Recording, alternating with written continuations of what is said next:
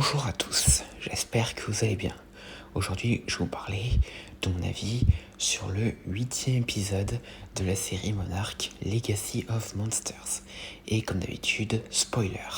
Et donc, commençons. Donc au début, nous y voyons Lee en train de se remémorer les souvenirs de Keiko et Bill Randa, plus précisément leur dernière discussion tous les trois avant la mort de Keiko. Et dans le présent, Lee, avec Duval et son équipe, arrive là où Keiko est morte il y a tant d'années, à Kazakhstan.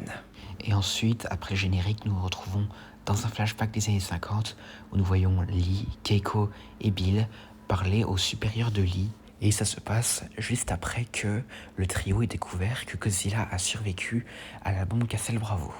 Et ils sont un peu dans un dilemme avec le supérieur de Lee qui ne croit pas vraiment en ce qu'ils font, ni même qu'il y aurait d'autres monstres à part Godzilla. Et à un moment donné, Bill tente presque de le gifler. Et après cela, dans le présent, Kate, Kentaro, May et Tim arrivent au quartier de Monarch. Et Tim mentionne aussi que, après la mort de Keiko, Bill Randa est devenu comme celui qu'on a pu connaître dans Kong Skull Island. Et après, Verdugo mentionne que Lee a rebouché le trou qui menait à la Terre Creuse, donc dans le dernier épisode où il y a renvoyé le Frostvark, et aussi que cela a fait qu'il y ait d'autres trous similaires à celui-là qui se sont créés. Et pendant ce temps, Lee arrive à l'endroit où Keiko a été tuée. Et dans le passé, Lee, Keiko et Bill discutent un peu de ce qu'ils devraient faire pour assurer la survie de Monarch qui est au bord de l'effondrement. Et d'ailleurs, Bill, à un moment donné, il donne un coup de poing dans le mur et c'est quelque chose qui est revu plus tard par May. Alors que dans le présent, il consulte les fichiers des Randa et découvre un peu des informations sur Keiko et autres. Et finalement, il décide de se rendre là où se trouve Lee et Tim les accompagne. Et dans le passé, Keiko et Randa commencent à se rapprocher, notamment après que Bill ait tenté de protéger Keiko en giflant Puckett, donc le supérieur de Lee. Et donc après, dans le présent, Kate et les autres arrivent à la centrale et finalement, alors qu'ils avancent à l'intérieur, ils découvrent les restes des fameuses larves qui ont tué Keiko. Enfin, plutôt leur exosquelette, parce qu'elles ne sont pas vraiment mortes. Et aussi, Tim s'aperçoit que ces dernières ont absorbé tout le rayonnement nucléaire qui était dans cette centrale. Et finalement, ils arrivent au lieu où se trouvait l'ancien nid de ces larves, où ils y trouvent un immense trou que Tim identifie comme étant un portail vers le monde souterrain de la Terre Creuse. Et il découvre que Lee et son équipe ont placé des explosifs pour tenter de refermer ce portail comme ils l'avaient fait en Alaska. Et après ça, ils sont confrontés à l'équipe de Lee et ce dernier se montre et décide de leur parler. Enfin, plutôt à Kate. Et pendant ce temps, dans le passé, alors que Bill trouve quelque chose qu'il pourrait raconter à Puckett pour tenter de faire en sorte que Monarch survive, il voit une fourmi sur son bureau passer à travers une de ses cartes du monde. Et là, il a en tête la fameuse théorie de la Terre creuse et part en parler à Keiko, qui y croit. Et après, il découvre que Keiko a un fils qui est donc Hiroshi.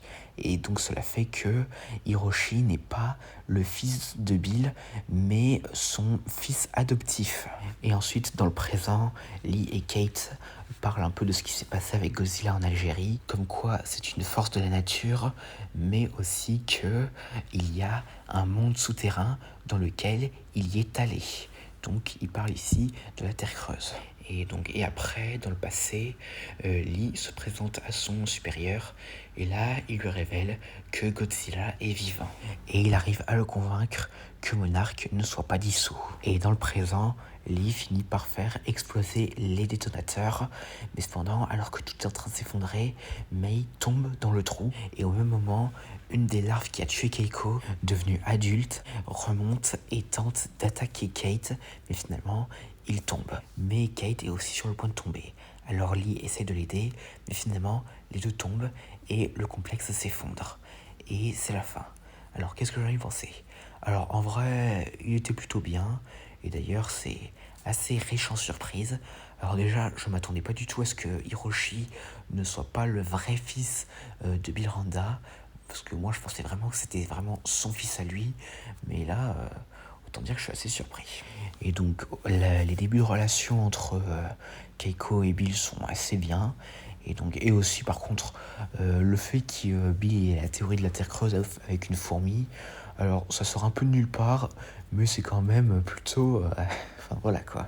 Et aussi pour la scène où Bill tente de gifler Phuket, alors là je le comprends, hein, si j'avais été lui, je l'aurais giflé à fond Phuket là. Et aussi la scène où il frappe le mur et plus tard la marque de son coup elle est retrouvée par Mei. Non mais là je suis surpris vraiment que ils aient pas au moins essayé d'enlever ce truc là. Et aussi quand Lee mentionne le fait qu'il est allé dans la Terre creuse, alors là, c'est très intriguant. Et d'ailleurs, si on en croit la description du prochain épisode, on devrait en apprendre un peu plus sur ça. Et aussi pour la scène avec la larve géante, Yerk, hein. Et d'ailleurs, un truc que j'ai remarqué, c'est que cette larve fait les mêmes bruits que les mutos.